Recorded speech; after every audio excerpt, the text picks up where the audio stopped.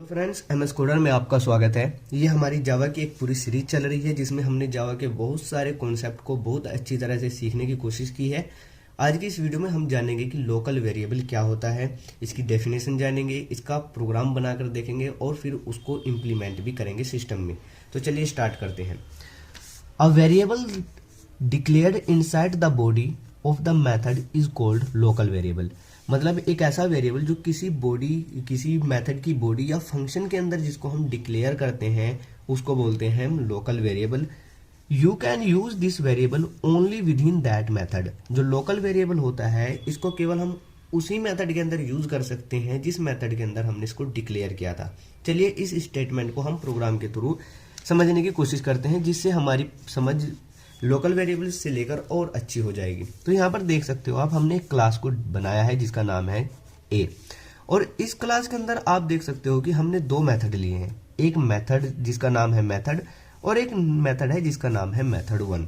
अब मेथड है फर्स्ट वाला मेथड, आप देख सकते हो यहाँ पर हमने एक वेरिएबल लिया है। इस वेरिएबल का नाम ए है और इस वेरिएबल के अंदर जो वैल्यू असाइन की गई है वो 10 है। अब नेक्स्ट मेथड के अंदर आप देखिए जिस मेथड का नाम है मेथड वन, इसके अंदर हमने क्या किया है, system dot out dot print ln की हेल्प से हम इसकी वैल्यू को यहाँ पर प्रिंट कराने की कोशिश कर रहे हैं।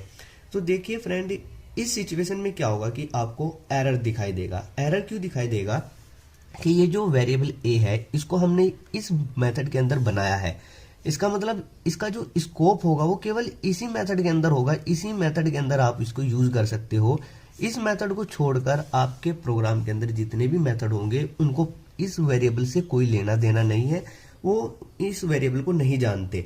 तो जब आप इस मेथड के अंदर इस वेरिएबल को यूज करने की कोशिश करोगे तो ये मेथड के अंदर जो वेरिएबल ए होगा ये इसके लिए बिल्कुल अनजान होगा, इसके बारे में इसको कुछ नहीं पता होगा, क्योंकि ये जो मेथड वन है केवल अपनी बॉडी के अंदर के जो वेरिएबल होंगे उसको यूज करने का हक रखता है। अगर आप इसको दूसरे मेथड की वैल्यू को एक्सेस करने के लिए बोलोगे तब उस सिचुएशन में ये आपको बिल्कुल मना कर देगा कि मैं दूसरे मेथड के वेरिएबल को एक्सेस नहीं कर सकता।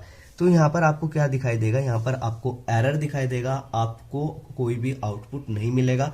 चलिए मैं आपको ये प्रोग्राम जो सिंपल से आपको दिखाया है लोकल वेरिएबल से रिलेटेड, इसको सिंपल सिस्टम पर भी इम्प्लीमेंट करके दिखा देता हूँ।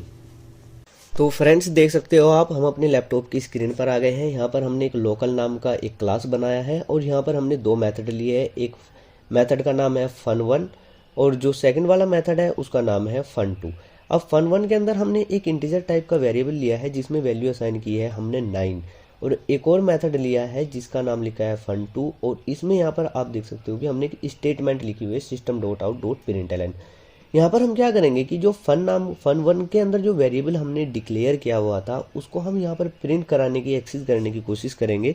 तो यहाँ पर देखिए, जैसे मैं यहाँ पर ए टाइप करता हूँ तो यहाँ पर आपको एक एरर दिखाई दी जाएगी और यहाँ पर ए के नीचे रेड कलर का आपको साइन दिखाई देगा, यानी कि ये इसको एक्सेस नहीं कर पा रहा है। मैं इसको रन करके भी आपको दिखाई देता हूँ। तो सबसे पहले हमें क्या करना होगा, इसका एक ऑब्जेक्ट क्रिएट करना होगा।